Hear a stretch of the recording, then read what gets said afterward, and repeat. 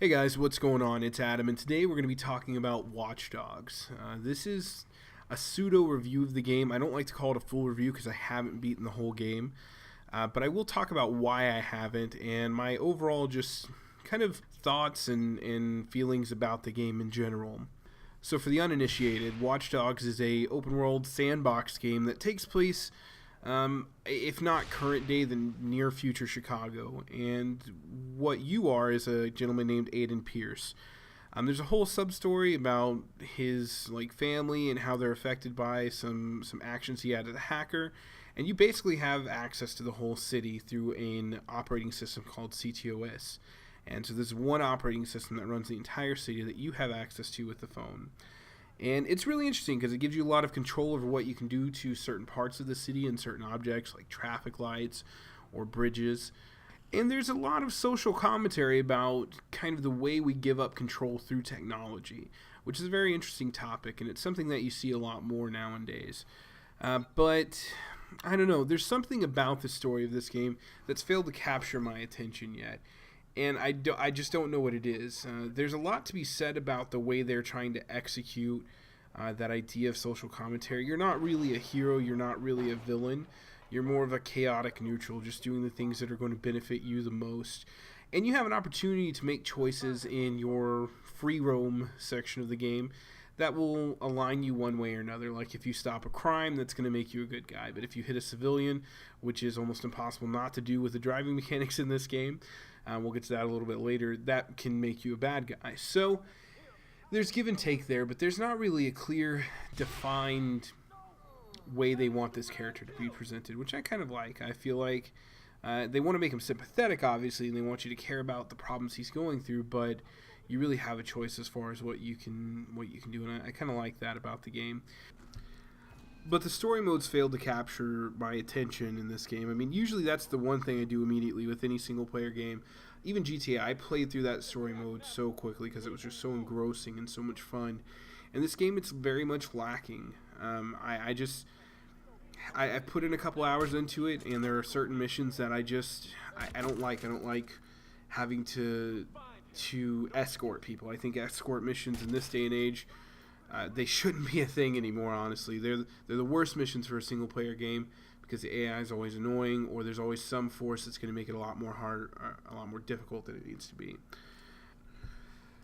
So where this game really seems to come into its own and be this awesome force is in the free roam. I mean, there's so much to do in the city. It's very enjoyable. I like the way everything is kind of presented to you as far as the side missions you can do and things like that. And there's shops everywhere. I mean, there's literally everything you'll need for that.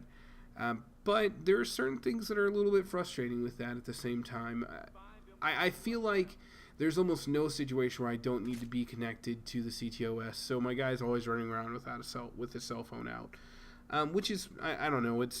It's not stupid. I just feel like why remove the option when you could have just easily just given me like Google Glass or something and I would have been good to go. Would have made it a little bit more engrossing in my opinion. Or the driving. The driving, oh my god. It's not terrible. It's not the worst driving I've ever played in a game. Still, for me, that's GTA 4 was pretty bad. So it's better than GTA 4, but it's definitely not on the level of like Saints Row the Third or GTA 5 in the open world driving. It definitely takes some getting used to. Motorcycles, though, for some reason, seem to be perfect. So if you're going to drive around the city, I definitely suggest using a motorcycle.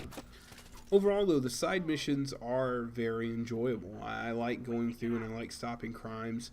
I like doing the gang hideouts quite a bit. I'm not a big fan of like the fixer missions. I mean, with the driving mechanics the way they are, sometimes it's a little bit more difficult than it needs to be. Or you'll get into a really intense situation. All of a sudden, 12 cars will come out of nowhere, and you're going to hit one of them. So, I don't know. There's give and take here. Overall, I guess we'll kind of wrap up the review here. I enjoy the open world part of this. That's where this game comes into its own. That's where there's a defined pace and a style for this game, and I enjoy that. But as an overall game, I probably wouldn't keep this for a long time. It's not going to be a game that sits with me for years and I'm going to sit back and say, wow, what an amazing game that was. I'll probably end up trading it in at some point just to be honest. So I guess I'd rate this probably a 7 out of 10 if we were going on that scale. It's not great, but it's pretty good. It's enjoyable. It's definitely worth some time. It may not be worth $60 though to everyone. So one final note, I've purposely avoided the conversation about graphics in this game because I made a pretty in-depth commentary about that already a week or so ago, and my stance is still the same. I will choose gameplay over graphics any day, and I don't feel like the graphics in this game, in the lack of the 60 FPS and 1080p, really hinder it at all for me on Xbox. So if you want to check that out, I'll put an annotation on the screen. You guys can look at that commentary, but thank you guys very much for watching today. I appreciate it, and I appreciate all the support I've been getting lately from you guys. You're amazing. And that's it. Once again, my name is Adam, and you guys take it easy.